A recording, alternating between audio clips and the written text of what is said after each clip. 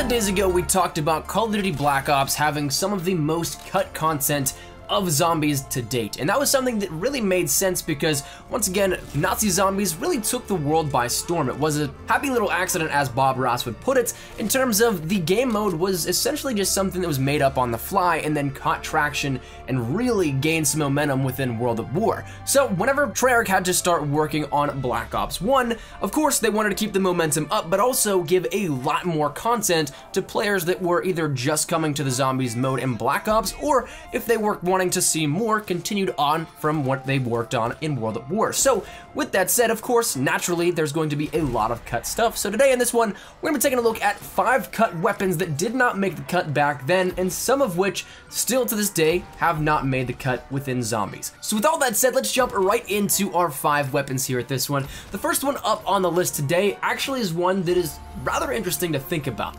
that being titled the Sabertooth, and it was a chainsaw that was initially intended for zombies. Now, that sounds really weird, but it was actually something that was planned. There's only very minute traces of this left in anything, but there are animations, weapon stats, and untextured models still within the game files, and according to those files, the magazine size is something that we've never actually seen before, but it has a magazine size of 999 and a reserve of 999,000. So that is probably something that, of course, does not use bullets because it's a chainsaw, but perhaps indicates the amount of gas that is used, and so you'll eventually have to get a max ammo or replace it with a different weapon, assuming you run out of that air quote ammo. Now, another interesting fact with this was there's another variant called the Sabertooth 360, which was planned, but also only had a magazine size of 8. So 999 down to 8 is a very large difference, but both of them ended up also having pack-a-punched versions. So with that said, it's an intriguing one nonetheless, but probably not the most viable option if you're going to kill hordes of zombies. Of course, if you go in Chainsaw 1,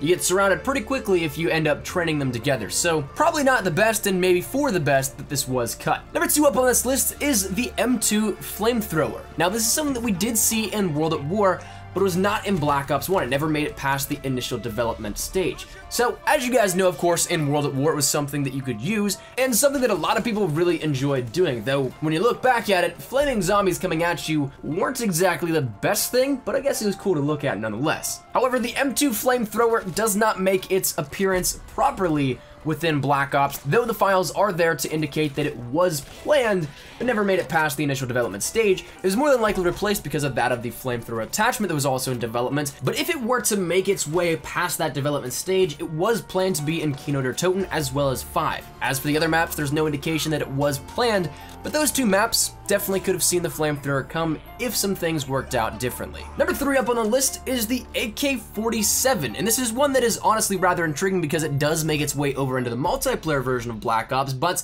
it's only half finished within zombies. So if you end up taking the base weapon, which can only be accessed by using console commands on the PC version or mods on console, if you end up using this in zombies, there's no audio for the regular weapon, and it does very little damage, probably due to the unfinished nature of the weapon, that it was never made past the initial stages of development, and therefore were something that never ended up needing to be a main concern for the development team, because, well, if something's not going to be in the game, why code it to be such if somebody's going to try and pull it whenever it's not necessarily available there normally?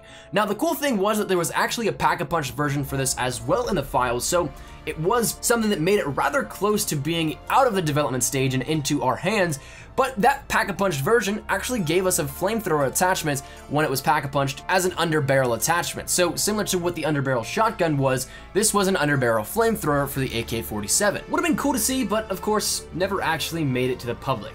Number 4, though, is the KS-23, and this is a shotgun that's seen for a brief little bit in the campaign mission Operation 40 of Black Ops, and it was initially actually set to be playable in multiplayer and zombies, but never ended up making it over to either. So both having files for the designation of the weapon, once again, having been developed and then making it almost to the point of release, it was then pulled, and though the major assets were removed, the strings of code that indicate that it was going to be in there still are to this day there, with the files KS23_ZM and KS23_upgraded ZM being in place, once again, to this day in the game code. Now, the 5th and final one here up on this list is actually one that we saw a couple of years later within Black Ops 2, that being the Uzi. It was initially set as well to be the earlier form of this within the original Black Ops, but Black Ops 2 was the first official time that we ended up seeing this in a playable sense, though all signs really indicated that this might have been something that was going to be released, but then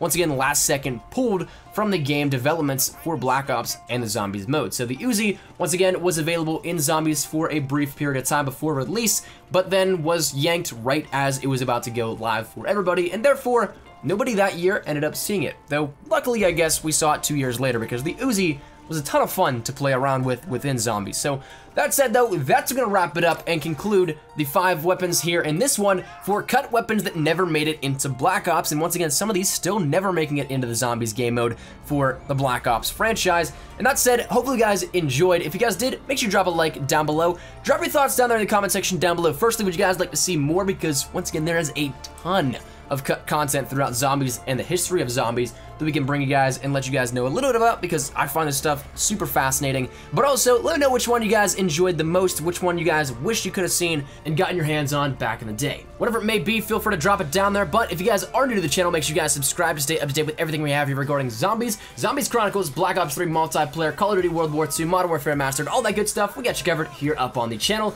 And finally, if you guys want to follow me over on Twitter, that is the best place to get connected with me outside of YouTube and practically live on Twitter. So if you guys want to strike up a conversation, ask me a question, whatever it may be, link is down there in the description below. But all that said and out of the way, hopefully you guys have a fantastic day. Might as well be a cool espresso. Take care and peace.